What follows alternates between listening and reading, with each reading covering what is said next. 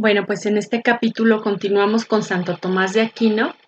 Ahora vamos a hablar de la ley antigua y la ley nueva de la Suma Teológica. Seguimos en el siglo XIII y bueno, pues cuando Santo Tomás de Aquino expone en la Suma Teológica que el hombre ha sido creado a imagen de Dios, pues por esta razón es que está llamado a la bienaventuranza.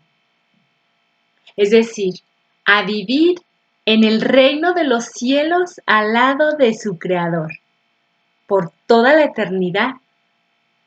El hombre está llamado a un determinado fin. Utiliza este vocabulario filosófico de Aristóteles, el fin. Esto se entiende como una meta, como por ejemplo, el fin del trabajo es ganar el sustento. Así el último fin de la vida del hombre es la bienaventuranza, que en términos bíblicos va a aparecer expresada como la vida eterna, o como dice San Pedro, la participación de la vida divina, que sería un diálogo recíproco con el Creador, un compartir mi vida con Dios, que es lo que más nos haría felices. Como cuando los enamorados dicen, quiero compartir mi vida contigo, ¿no? Es una sensación, pero también es un juicio de la inteligencia de felicidad.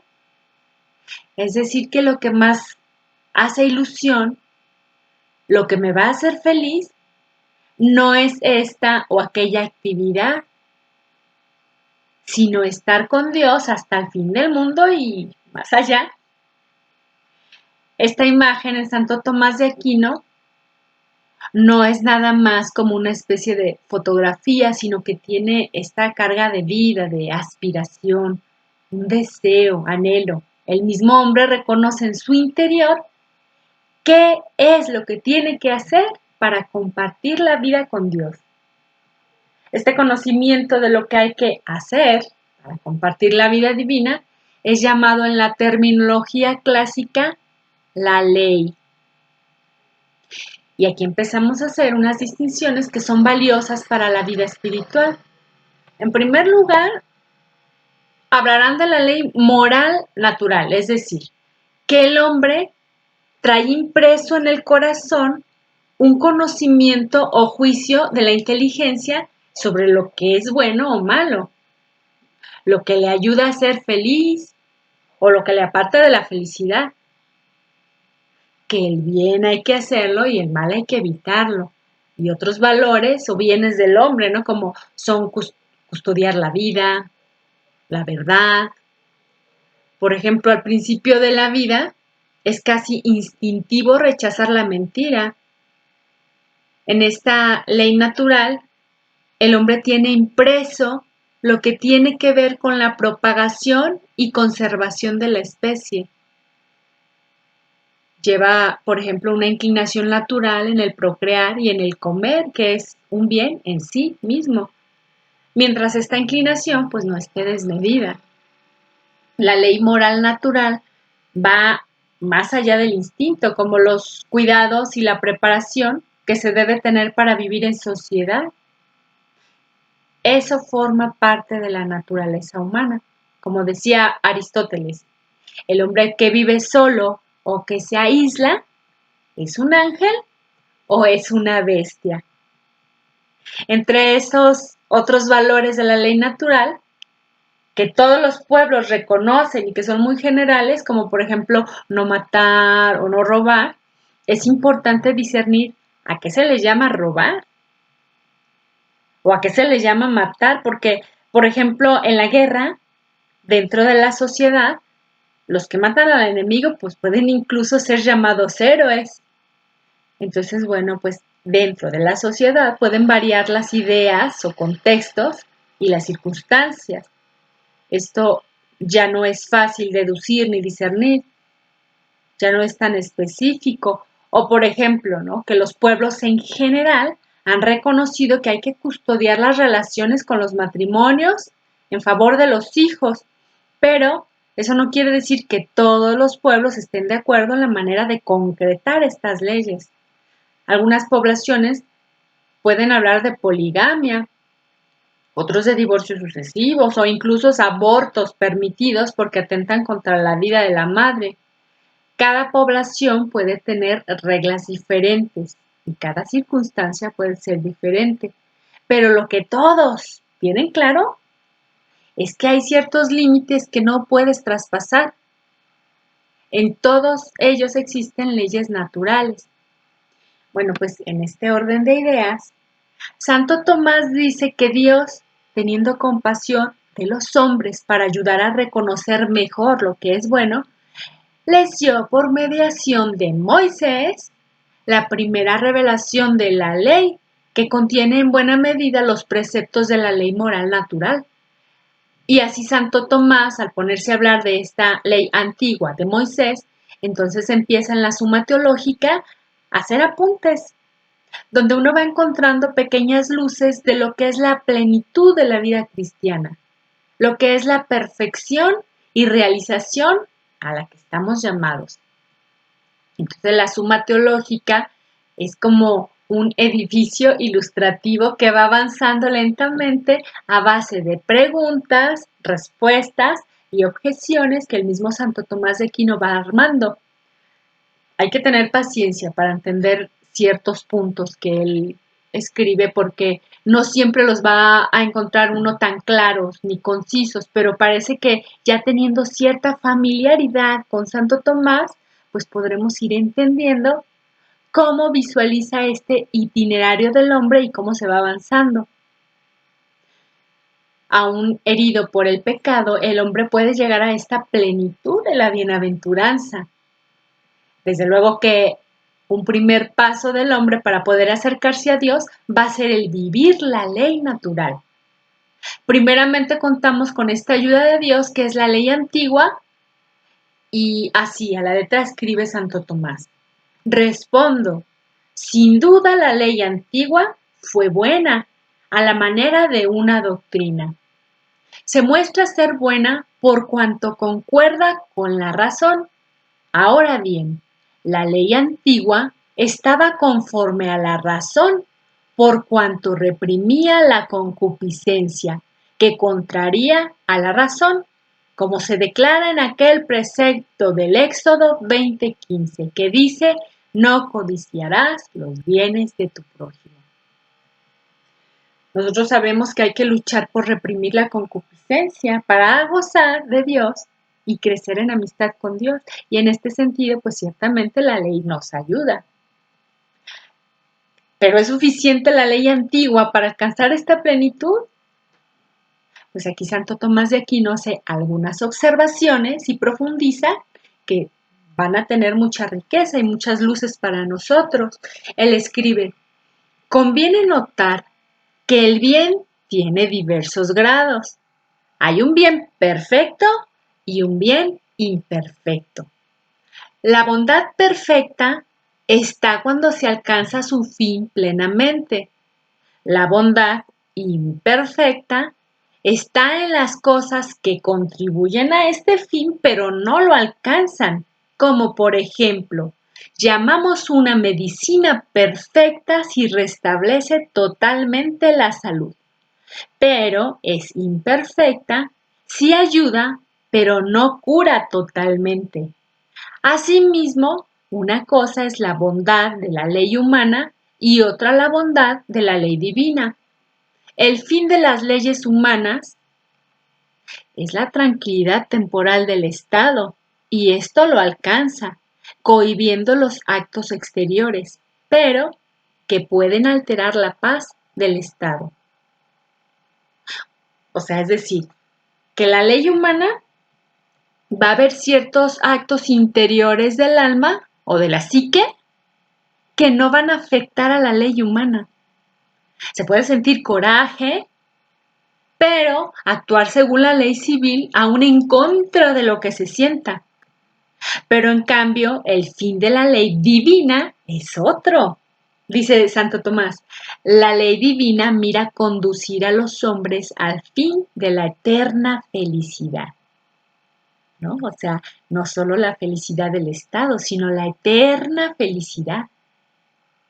Escribe Santo Tomás, la eterna felicidad, en cambio, es impedida por cualquier pecado o acto, ya sea exterior o sea interior.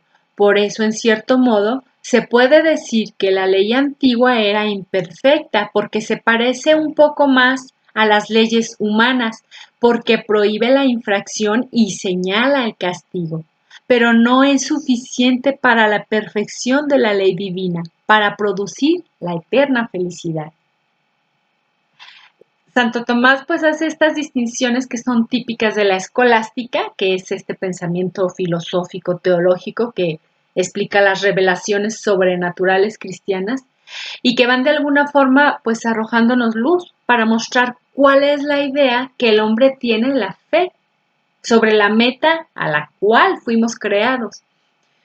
Si uno pensara que solo fuimos creados para vivir en paz, en sociedad, pues las leyes humanas serían suficientes. Yo podría emborracharme o drogarme, entre otras cosas, encerrado en mi casita y no hacer mal a la sociedad. Pero entonces, ¿cuáles serían las bases para agradar a Dios? Dice en Mateo 19:21, el joven le dijo, todo esto lo he guardado, ¿qué me falta todavía? Y Jesús le respondió, si quieres ser perfecto, ve y vende lo que posees y da a los pobres, y tendrás tesoro en los cielos, y ven, sígueme. Pero al oír el joven estas palabras se fue triste porque él era dueño de muchos bienes, dice esta escritura. Como alegoría, ¿no? Fue incapaz de dejar muchos bienes placenteros o vicios o apegos. La ley antigua, aunque de alguna manera es imperfecta, está preparando la bienaventuranza a la que Cristo le dio plenitud después. Era necesario que contuviera preceptos que prepararan el camino de la ley nueva. Entonces aquí Santo Tomás de Aquino explica. La ley antigua contenía preceptos de ley natural. No matarás, no hurtarás. Y con mucha razón, así como la ley humana mira principalmente a fomentar la amistad entre los hombres, así también la ley divina mira a establecer la amistad del hombre con Dios, y siendo la semejanza la razón del amor. Es imposible que exista amistad entre el hombre y Dios, que es sumamente bueno, como dice el eclesiástico. Todo ser viviente ama a su semejante. No se puede alcanzar esta participación de la vida divina sin ser buenos, que es la meta, que consiste en una amistad con Dios, disfrutar de su compañía. El pecado es contrario a la bondad divina. Por eso dice Levítico 19:2, sed santos, porque yo soy santo. Pues bueno, así es como Santo Tomás va mostrando por qué Dios pide al hombre que sea bueno, porque si no, no podemos ser amigos de Dios. Nadie puede ser amigo con el que es totalmente desemejante. O me hago cómplice de sus maldades o al revés. Pero Dios no es cómplice de los pecados. Puede condescender con misericordia, animarnos. Los amigos pueden soportar con paciencia que los demás estén quejándose, escuchar las críticas y los chismes, pero obviamente no se quiere poner a hablar mal del prójimo. Dice, todo ser viviente ama a su semejante. Todo hombre ama a su prójimo. Todo animal frecuenta a los de su especie. También el hombre busca a su semejante, así dice la palabra. Es lo que dice el texto del eclesiástico. Y entonces lo utiliza Santo Tomás para expresar por qué la ley antigua incluía preceptos morales que encaminan al hombre hacia la bondad, para que podamos ser amigos de Dios. La ley antigua pues incluye una serie de preceptos que llamaríamos ceremoniales, ¿no? Desde el Éxodo hay una serie de ritos que nos hacen tocar las cosas divinas y motivan a las buenas costumbres.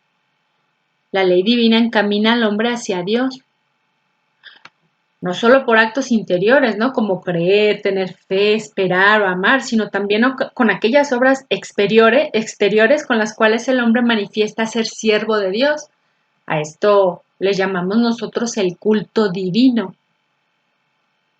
Pero incluso entre los hombres también existen estas ceremonias o actos exteriores que son agradables para los que las reciben, ¿no? Como saludarse de mano, ceder el asiento, etcétera. Las reglas en un banquete. De alguna manera, Santo Tomás de Aquino está recogiendo una experiencia muy humana, muy natural, pero que se entiende perfectamente.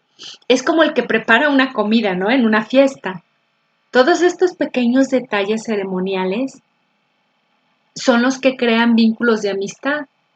A nadie de nosotros se nos ocurriría organizar una fiesta sin sillas, sin platos ni servilletas. Tiene que haber un rito de la fiesta, una secuencia y aún mejor, pues haciéndolo de corazón, no por cumplir con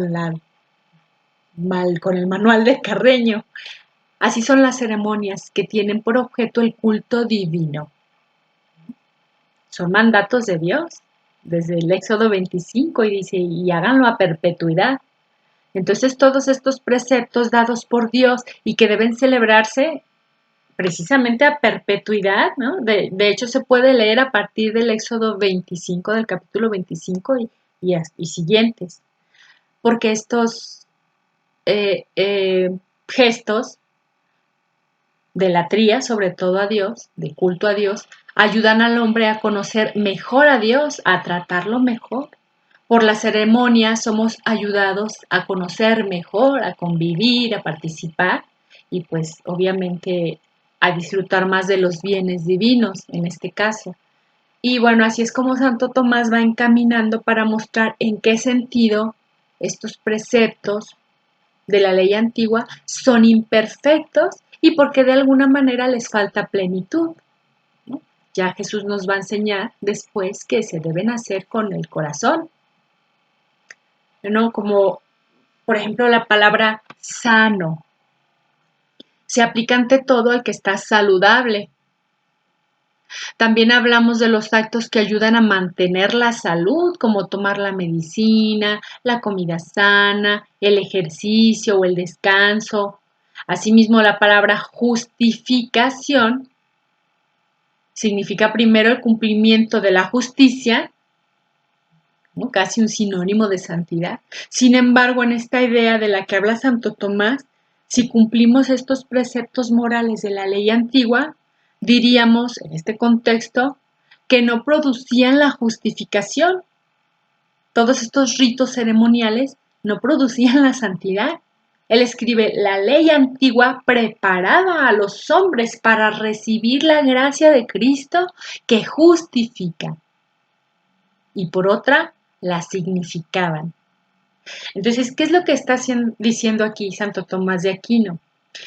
Él está utilizando la palabra justicia en el sentido más bíblico, ¿no? Es decir, aquella condición de santidad que te hace agradable a Dios, no por aquella condición por la cual no haces nada injusto a nadie, sino por la cual se considera que se puede ser grato a Dios.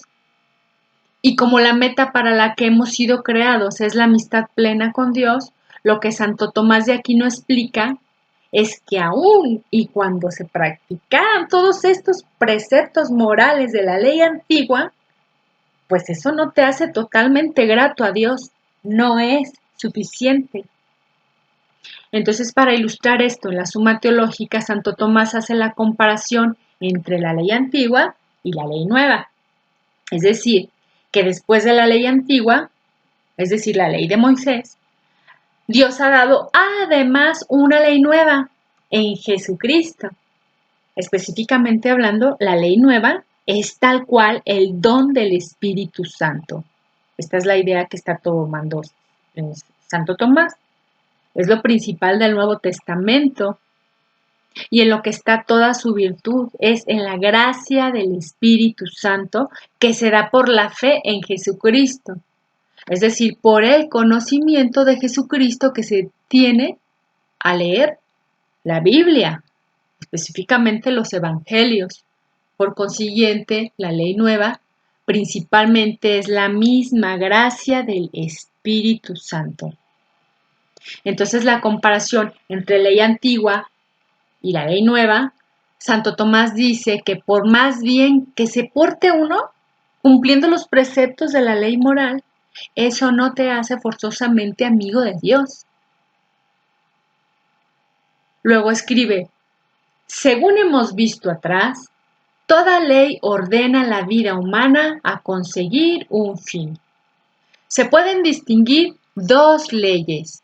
Por ejemplo, tal sería en una misma ciudad la ley que se impone a los hombres ya formados, que desde luego pueden ejecutar lo que conduce al bien común. Y otra distinta, la ley sobre la educación de los niños, que deben ser instruidos de tal manera que puedan después ejecutar obras de hombres. Les va preparando a estos niños las primeras leyes o normas que reciben los niños para una ley de adultos. Es el mismo fin, pero con diferentes leyes. Si comparemos la ley antigua y la ley nueva, diríamos que ambas tienen el mismo fin, que sería conducir al hombre a la bienaventuranza. Y en este sentido, ambas pues no se distinguen, dice Santo Tomás. Así pues, hay que decir que del primer modo, la ley nueva no es distinta a la antigua, pues ambas tienen un mismo fin, a saber, someter a los hombres a Dios, ¿no? Es decir, que obedezcan los hombres a su Creador, que sabe lo que les conviene,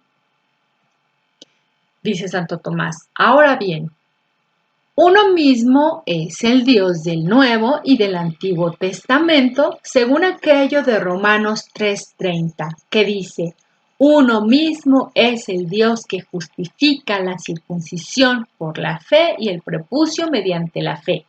De otro modo, la ley nueva es diferente a la antigua, porque la antigua es como un ayo de niños, es decir, una nana. Según el apóstol dice, la nueva es ley de perfección, porque es ley de caridad, ley de amor. Y de esta dice el apóstol en Colosenses 3:14, que es vínculo de perfección. Con razón va a decir que aun y cuando sea más perfecto hacer las cosas, no según el régimen del amor o caridad, no era lo necesario en la ley antigua. Así, por ejemplo, cuando habla de honrar a tu padre, que esto lo escribe Santo Tomás, o de honrar a tu padre y a tu madre, pues dice que en ningún momento en el Antiguo Testamento dice que para honrarlos los tienen que querer, mientras que en la nueva ley es más perfecto honrarlos por caridad que sin ella. Pero el precepto antiguo se cumple honrándolos a secas, ¿no? En la ley antigua, por ejemplo, no se estaba obligado a amar al enemigo. Cuando ya nosotros vamos distinguiendo las diferencias entre la antigua ley y la nueva, pues se va dando uno cuenta de la relación que hay entre lo perfecto y lo imperfecto. No es lo mismo los imperfectos que todavía no tienen la plenitud de la caridad, aunque no salen de misa o que cumplen con todos los cultos, a los que son perfectos en la caridad. Lo escribe con su puño y letra, dice, todas las diferencias señaladas entre la nueva y la antigua ley están tomadas de su perfección o imperfección, pues los preceptos de la ley se dan acerca de los actos de las virtudes. Ahora bien, ejecutar actos de virtud se inclinan de muy diversa manera a los imperfectos, que todavía no tienen el hábito de la virtud. Se inclinan a obrar por actos de la virtud por alguna causa externa, por ejemplo, por el temor de los castigos o por la promesa de ciertas remuneraciones superficiales. Pero bueno, en ambos casos no se deja de estar cumpliendo el precepto, como cuando el Estado te dice que pagues impuestos, si tú los pagas por miedo a que te caiga Hacienda o por amor a la patria, al Estado le da igual, porque la razón de ser de las leyes humanas es solo la concordia de los ciudadanos, la paz, pero no la virtud, no la plenitud del hombre. Por esto la ley antigua se daba a los imperfectos, es decir, a los que no habían conseguido aún la gracia del Espíritu Santo. Y por eso dice Santo Tomás, la ley antigua se llama ley de temor, en cuanto que inducía a observancia de los preceptos mediante las amenazas de las penas. De ella se dice que tenía también ciertas promesas temporales, ¿no? Como por ejemplo, te va a ir bien. Por eso es por la imperfección de la ley. En cambio, los que tienen la perfección de la ley, pues van a actuar por amor de Dios, por un deseo sobrenatural que es agradar a Dios y no agradar a los hombres, no, ni recibir eh, de los hombres reconocimiento y aplausos. Entonces, no por miedo a la pena o por remuneración con Dios, sino por la misma gracia, pero infundida en nuestros corazones. Esto se llama la ley de amor y se dice que tiene promesas espirituales y eternas. Bueno, y así en la ley del amor, el hombre se inclina a las cosas buenas que me asemejan a Dios, que me acercan a Dios por cariño a Él, con gran piedad. Es lo que hacen los enamorados, por el afecto. Por eso se dice también que la ley antigua cohibía la mano y no el ánimo. Es decir, que la ley antigua pues nada más te asustaba, pero no te producía el afecto. Por eso es tan difícil la educación de los niños, porque hay que cohibirles la mano, pero al mismo tiempo que no crezcan resentidos. Pero bueno, veíamos que al Estado le da igual, pero a los papás no. A ellos les interesa que cohiban la mano, pero que al mismo tiempo se porten bien por convicción y afecto. Entonces los papás a veces pues tienen que pasarse de indulgentes. Al parecer Dios optó por pasarse de misericordioso y compasivo hasta la muerte de la cruz. Y continúa escribiendo Santo Tomás. Hubo, sin embargo, en el Antiguo Testamento algunos que tenían la caridad y la gracia del Espíritu Santo y aunque vivieron en aquel tiempo, pertenecían ya a la ley nueva. Igualmente también en el Nuevo Testamento hay algunos carnales que no llegan aún a la perfección de la ley nueva, a los cuales es preciso inducir a las obras de virtud con el temor de los castigos y algunas promesas temporales. Santo Tomás ha dicho que la ley nueva fundamentalmente es la ley del amor, y aunque ha hecho una distinción entre estas leyes, esta división cronológica no es exactamente lo que define, sino lo que sí va a decir es que solo hasta que vino Jesús merecieron que el don de Espíritu Santo fuera derramado profusamente. No que antes no hubiera don de Espíritu, sino que en este nuevo ya hubo la abundancia del don del Espíritu Santo. Y esto es lo que precisamente le da pie a Santo Tomás para otro punto que se detiene a considerar. Dice, si la caridad formaba parte de la antigua ley. Bueno, pues sobre este punto, dice él, hubo opiniones contrarias. Algunos decían que aunque no tuvieras caridad, podías actuar bien, pues ya se empezaba como a medio disponer para que luego Dios la infundiera. Bueno, además también había la posibilidad de que no teniendo caridad se pudieran hacer obras buenas. Y así es como explica que en el Antiguo Testamento, pues la caridad, aunque un poco velada, ya andaba presente. no te obligaba a que todas las obras buenas las hicieras por caridad, pero si la tienes, estarías cumpliendo el precepto de manera perfecta. Obviamente, pues son opiniones de aquella época, dice Santo Tomás. Otros dijeron que el modo de la caridad no cae de ninguna manera bajo el precepto. Es decir, que algunos opinaron que el Antiguo Testamento no decía que la caridad estuviera obligada. Escribe él, ambas sentencias encierran algo de verdad. El acto de la caridad se puede considerar de dos maneras. Una, como acto de virtud en sí misma, y de este modo cae bajo el precepto de la ley, que especialmente mira a la caridad. Y en cuanto a esto, dice verdad la primera sentencia, pues no es imposible observar este precepto que habla sobre los actos de caridad, pudiendo el hombre disponerse para tener esta caridad y, una vez que la posea, puede usar de ella. La caridad, o sea, puede ser considerada como un acto que tiene que ser vivido por amor, no por interés, no por obtener una ganancia, ni por riqueza, sino por pura caridad, gratuita. Y luego dice, tal sería el precepto que dice, amarás al Señor tu Dios. No dice, amarás al Señor tu Dios si te cumple todo, si te premia, o amarás a tu prójimo como a ti mismo si también te ama. Ya vemos en el Antiguo Testamento que existieron hombres que vivieron la caridad, que amaron a Dios, que caminaron en su presencia y que fueron considerados justos. Dice Santo Tomás, pero de otra manera, se puede considerar el acto de caridad como modo de las otras virtudes, en cuanto que se ordenan a la caridad, que es el fin del precepto.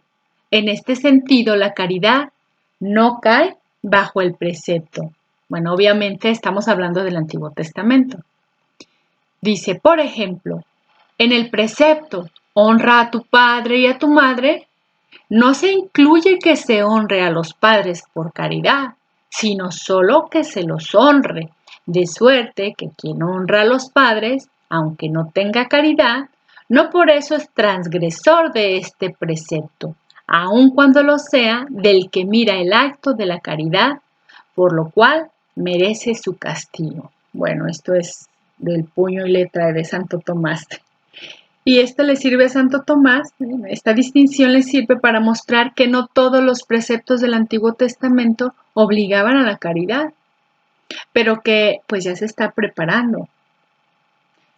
Como el gran fin de todo es el obrar bien, por eso es por lo que se dice que la ley antigua era una ley imperfecta, porque no producía necesariamente la caridad. Podemos ver que en la ley nueva está entonces la gracia del Espíritu Santo. Esta se manifiesta en la fe que obra por el amor. Santo Tomás, buscando en otros pasajes, recoge de la gran tradición patrística la afirmación de la Escritura, donde se dice que por el Espíritu Santo nos hacemos amigos de Dios, o expresiones por el estilo, que significan que nos hacemos hijos, o nos hacemos hermanos de Cristo. Santo Tomás se pregunta en qué consiste la vida según la ley nueva. Dice, respecto a la ley antigua, ha hablado del contenido de los preceptos ceremoniales, ¿no? Estos que se tienen que poner a la práctica.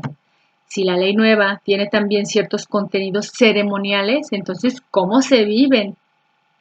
¿Qué quiere decir esto de que se tiene la gracia del Espíritu Santo y podemos vivirla? La gracia que deriva del Verbo encarnado llega a nosotros mediante algunos signos sensibles y exteriores que dan la gracia interior, por lo cual se somete la carne al espíritu. Obviamente está hablando de los sacramentos. La gracia consiste en una serie de influjos del Espíritu Santo en nosotros. Quien quiera que tenga la idea de que la presencia del Espíritu Santo es una especie como de vitamina que te tomas, pues está equivocado. La manera en la cual está en una persona es por influjo. por irradiación, por los efectos que produce. Como cuando se dice que siempre se tiene presente a alguien y no puede dejar de pensar en la persona. Si es para bien, esta presencia influye en mis estados de ánimo, en mis actitudes y mi manera de comportarme. Llena mi día. Así hemos visto gente enamorada cuando se está entusiasmado con alguien, ¿no? Que le llena el pensamiento. Lo que explica Santo Tomás como desde fuera, pero llamamos gracia interior a este influjo o corriente vital en nosotros, como cuando tienes un buen amigo que te hace portarte bien, ¿no? Como los niños que imitan y entonces empiezan a enderezar sus costumbres y se juntan con alguien que tiene más límites y más educación. Así es la gracia. Primero llega externamente, ¿no? Es decir, de una forma de conseguir la gracia en hechos concretos, pues es juntándose con Dios.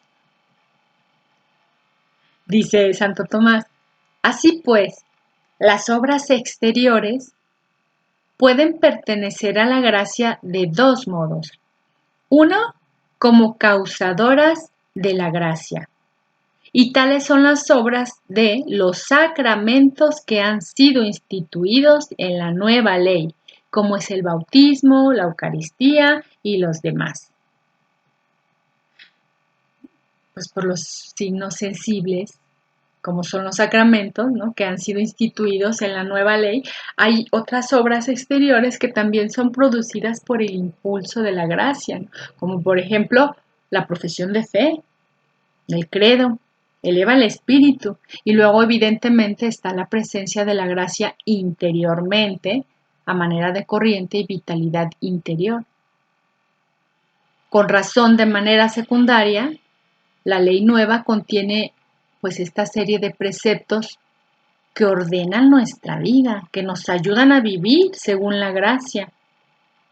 Como no podemos conseguir la gracia por nuestras propias fuerzas, sino solamente por Cristo, por eso el Señor instituyó los sacramentos, como la Eucaristía, fuente de virtudes, la confesión, es un sacramento de curación, ¿no? Todos estos sacramentos son por los que conseguimos la gracia.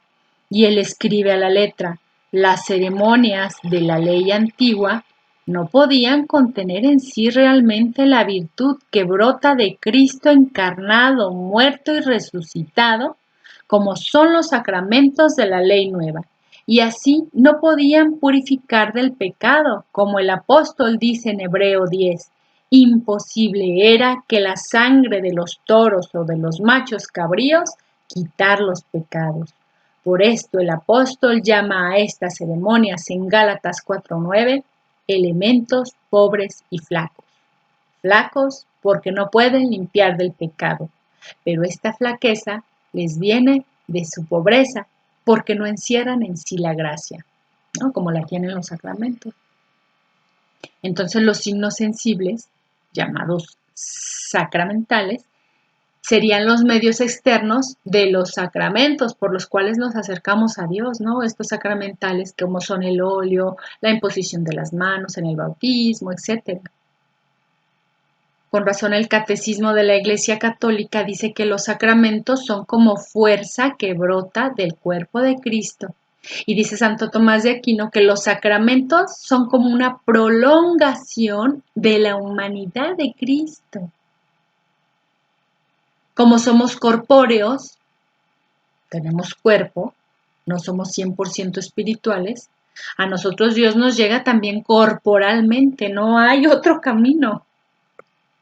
No podemos quitarnos el cuerpo o el cerebro para pensar.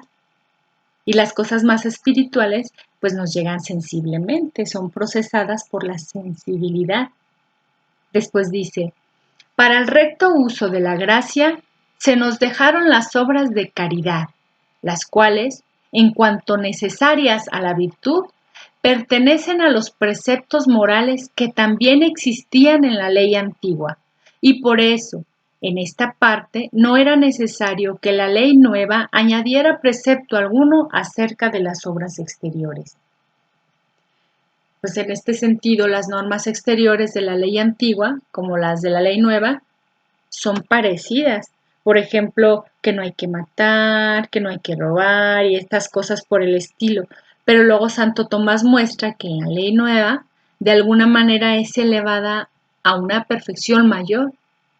No es que se cambien los preceptos, no, sino que ahora se perfeccionan. Y aquí en este punto Santo Tomás echa mano de San Agustín, escribe, como consta por el testimonio de San Agustín, que dice que el sermón que pronunció el Señor en el monte contiene un perfecto programa de vida cristiana, pues ahí se ordenan con perfección los movimientos interiores del alma, del hombre. En efecto, después de exponer el fin, en el que consiste nuestra bienaventuranza y de ensalzar la dignidad de los apóstoles, por los cuales había de ser promulgada la doctrina evangélica, ordena los movimientos interiores del hombre, primero respecto a sí mismo y luego en orden al prójimo. En sí mismo lo hace de dos maneras, atendiendo a los dos movimientos interiores del hombre, que son la voluntad de lo que hay que obrar y la intención del fin. Y por eso, primero ordena la voluntad del hombre según los diversos preceptos de la ley, que prescribe abstenerse no solo de las obras exteriores malas en sí mismas, sino también en las interiores y de las ocasiones de los males, ¿no? Alejarse de las tentaciones, así es, ¿no? Alejarse de estas ocasiones que nos pueden llevar a causar los males, como por ejemplo en el Sermón de la Montaña, que dice, oyeron a los antiguos que se dijo, no fornicarás, pero ahora yo les digo que si ves con malos ojos, bueno, yo te digo que ya has cometido adulterio en tu corazón. O dice también, oyeron que se dijo a los antiguos, ama a tu prójimo y odia a tu enemigo, pero ahora yo les digo, si lo insultas, si lo llamas raca, serás culpable ante la corte. Dice, después ordena la intención del hombre, mandando que en las cosas buenas que hacemos no busquemos la gloria humana ni las riquezas del mundo, lo cual es atesorar en la tierra. Acuérdense cómo Jesús hace mucho énfasis en esta nueva ley. No sean como los hipócritas que cuando oran lo hacen enfrente de todos, que cuando ayunan se demacran, que nos importe más atesorar en el cielo. Y esto es difícil a veces renunciar a estos reconocimientos y aplausos por el hombre. Dice Santo Tomás, por otra parte, ordena los movimientos interiores del hombre con relación al prójimo, mandando que no juzguemos ni temeraria, ni injusta o presuntuosamente, pero que tampoco seamos tan negligentes con él. Que no juzgues, ¿no? Que tu mano derecha no sepa lo que hace la izquierda. Por fin, enseña la manera de cumplir la doctrina evangélica, a saber, implorando el auxilio divino. Y nos dicen, ustedes cuando oren, oren así, Padre nuestro. Dice Santo Tomás, procurando entrar por la puerta estrecha de la virtud perfecta, poniendo sumo cuidado el no ser pervertidos por los impostores y diciéndonos que en la observancia de sus mandamientos se es necesaria para la virtud, no bastando la mera confesión de fe, ni aun el obrar milagros, ni el simple escuchar sus palabras. En el Sermón de la Montaña, Jesús lo termina diciendo, si se acuerdan, el que escucha estas palabras mías y no las pone en práctica se parece al hombre que edificó sobre arena. Santo Tomás ha tratado aquí de explicar que si bien la ley nueva consiste en algo interior, que en la gracia del Espíritu Santo están ordenados externamente una serie de preceptos porque hacen falta, ¿no?, para regular los movimientos interiores y de esta manera somos animados a vivir entonces en la presencia de Dios, en su gracia que influye en nuestra vida. Ese gozo en Dios, diría San Agustín, el deleite de Dios mismo. Bueno, pues es muy rebuscado Santo Tomás de Aquino en su escritura, pero si uno vuelve a leer estos textos acerca de la ley antigua y la ley nueva, podemos entender que la ley antigua, ¿no? Para concluir, pues él se está preparando, en esta ley antigua se está preparando la nueva ley prometida.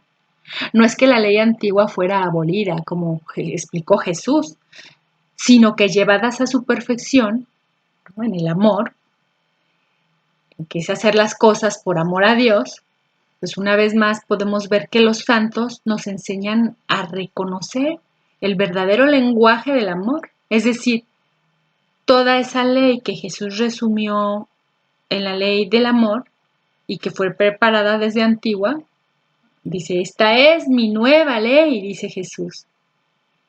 Si he de honrar ahora a mis padres, aunque me cueste, pues que sea con amor. Si he de ayunar, que sea por amor a mi prójimo. Si he de perdonar y de amar a mi enemigo, que sea por amor a Dios, no por recibir una recompensa del enemigo. Y amar porque me interesa la salvación de mi hermano y quiero que esté bien. Quiero que sea conducido hacia Dios. De nada me sirve, diría San Pablo, hacer las obras de misericordia si no tengo amor. Dice él, sería como campana que resuena, vacía, obras secas, sin semilla fértil. Dice Dios en su palabra, conozco tu conducta y tu constante esfuerzo, pero tengo contra ti que has dejado enfriar el amor, es decir, que ya obramos más las cosas de Dios por hábito que por amor, ¿no? Por rutina. Por eso debemos pedirle a Dios la gracia de que nos vuelva a formar, que nos ponga de vuelta en el camino del amor y pedirle como los discípulos de Maús que se quede con nosotros.